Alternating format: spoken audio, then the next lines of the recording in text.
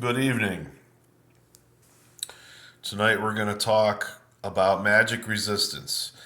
As far as I can understand, there are three kinds of magic resistance. The first kind, the type drow and demonic creatures have, are what we can call normal magic resistance. This type is given as a statistical number that is affected by the opposing spellcaster's level or hit dice. For instance, if a creature had 10% magic resistance and a 7th level wizard were going up against it, the creature's magic resistance would go up to 30% because the wizard was 4 places away from 11th level. Pretty easy, right? The second type the second type is a deviation of the above, which Nicodemons in the Fiend Folio have. It is a variation only in that the actual level of the spell matters. We will call this spell level magic resistance. Uniform magic resistance is set as a straight value, never affected by the level of spell cast or by the spellcaster's level. There's a mouthful for you. In other words, if something is 25% magic resistant, it is always 25% magic resistant with no variation. Either you punch through the resistance or you don't.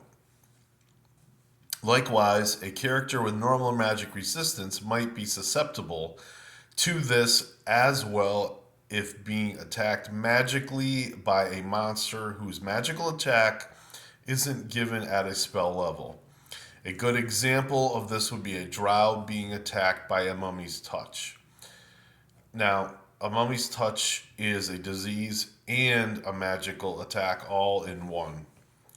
So that's why I mentioned this here. If the drow being attacked had a magic resistance of 56, it would be an unmodified roll of 56%.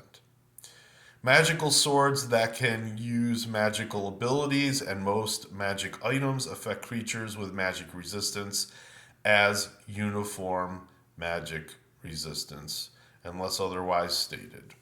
We'll never know what level, say, the wizard was when he created, I don't know, something maybe like Gauntlet of Pain or something like that.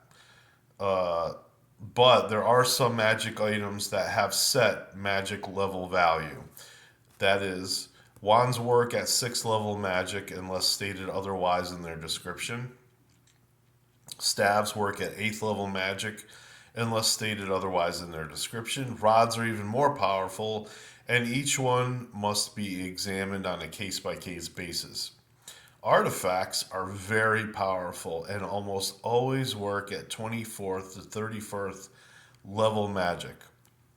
Pluses given to magical swords, armor, and other +1, +2 equipment. Items cannot be negated by magic resistance because they only affect themselves and do not directly affect the wearer or user, i.e., that is, if a drow elf wore magic armor, he could utilize his normal magic resistance without nullifying his weapons and armor bonuses. Any magic item that changes or affects the user magically, continually, and alters them is subject to magic resistance rules. They must either make themselves vulnerable to use the item or not use the item at all. If a demon wanted to use an iron stone to raise its strength, then he would have to lower his magic resistance to do so. If he did not, there would be a barrier between the iron stone and the stone's magical energy it was trying to tap into. All creatures with any magic resistance can lower their defenses automatically to receive healing or the effects of a potion, the round that they receive it. When magic resistance clicks back on, the spell effect is trapped within the recipient and will run its course. Lowering one's defenses can continue to be maintained as long as desired, with no mental or physical disability. Okay, I hope you learned something here, and I know it's a little complicated. I did this a while ago, and I was much better and a stronger DM than I am right now. But as the years pass by, um, I've lost it a little bit. I will say that. But this is really interesting. I hope you enjoyed it. Good night.